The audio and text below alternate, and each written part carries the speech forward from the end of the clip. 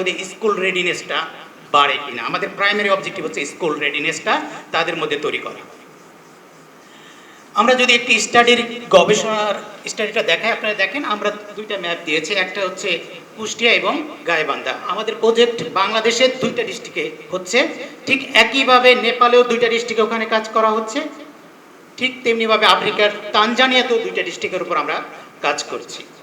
এখন আমি যদি আজকে ফোকাস করি গাইবান্ধাকে, কুষ্টিয়াটা আমরা পরে বলছি, তাহলে আমাদের এটা হচ্ছে গবেষণা করে দেখানো।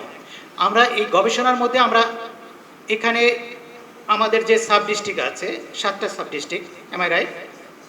এতে গাইবান্ধাতে 7টা উপজেলা আছে। এই 7টা উপজেলা থেকে আমরা র্যান্ডমলি 4টা উপজেলাকে আমরা সিলেক্ট করেছি। এখানে কিন্তু বাকি 3টা উপজেলার কেউ এখানে নেই। তাহলে এই বিষয়টা লটারির মাধ্যমে সিলেক্ট করা হয়েছে, এই 4টা উপজেলা উঠেছে। এখন এই 4টা উপজেলার মধ্যে আবার আমরা উৎসবের খুশি হবে নগদে বেশি, কারণ ঘন্টায় ঘন্টায় আছে গিফট জেতার সুযোগ।